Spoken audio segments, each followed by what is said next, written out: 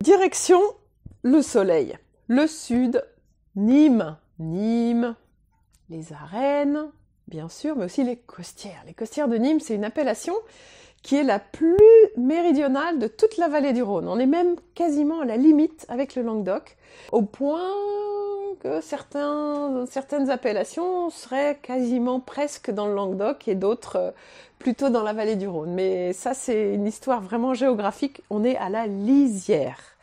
Et les costières de Nîmes, c'est une assez grande zone, mais qui se caractérise par une géologie qui se rapproche énormément de ce qu'on trouve autour de Châteauneuf-du-Pape. C'est-à-dire qu'il y a des gros galets, on appelle ça les galets roulés, qui sont dans les vignes partout.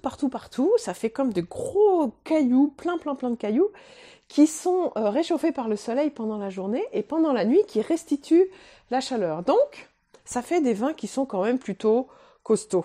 Parce que, avec toute cette chaleur, évidemment, on est en plein sud, et il fait très chaud en été.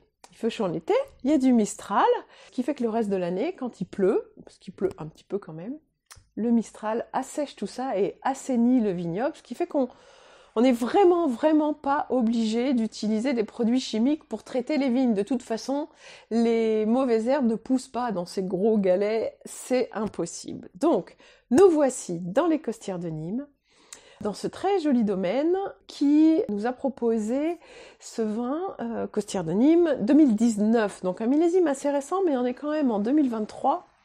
Et quelques années plus tard, les tanins ont eu un petit peu le temps de se fondre et de s'assouplir, ce qui fait qu'aujourd'hui, c'est un vin qui est vraiment superbe, très agréable à boire dès maintenant.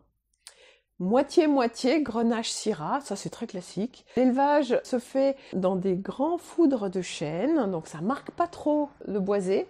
Et surtout, ce sont des vieilles vignes. Les vieilles vignes, elles ont des racines qui creusent, qui se font un chemin très profondément avec les années, en profondeur, et elles produisent de moins en moins. Plus elles vieillissent, moins elles produisent. Donc ça fait des vins qui sont très concentrés.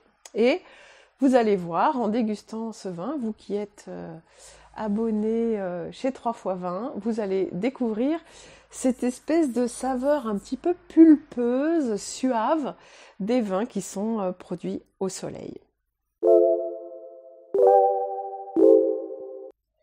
Oh là là, tout de suite on a ce beau soleil qui donne du fruit très mûr. Et c'est ça qui est intéressant, il y a des épices en plus de ce joli fruit bien mûr, bien riche, hein, on peut le dire, qui donne vraiment l'impression que les fruits ont vu le soleil.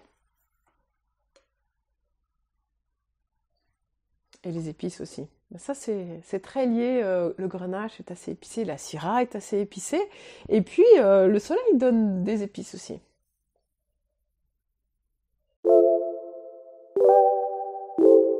En bouche maintenant.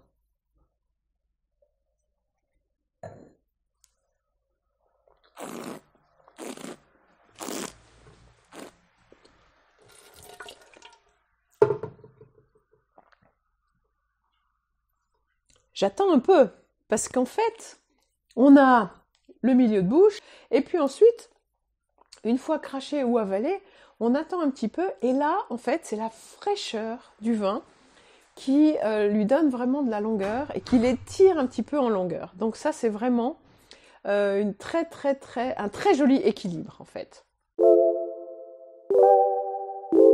Alors maintenant, qu'est-ce qu'on va manger avec ce joli vin ? Eh bien, le fait qu'il ait des tanins quand même assez marqués, même s'ils sont enveloppés, vous allez pouvoir manger plutôt de la viande même en sauce, parce que comme c'est un 2019, il a eu le temps de se fondre un petit peu. Et on peut imaginer, vous savez, les bons petits plats d'hiver là qu'on aime et qui sont mijotés pendant des heures, ben, c'est exactement ce qu'il va falloir pour ce vin. Mais aussi, si vous êtes plutôt en mode apéro avec les copains qui arrivent à l'improviste et c'est ce que vous avez à ouvrir, super, parce que ça ira avec toutes les charcuteries que vous pouvez imaginer. Si vous êtes un peu aventurier, vous pourrez même sortir un plateau de fromage avec des fromages plutôt affinés. Et puis sinon, ben juste comme ça, sans raison particulière.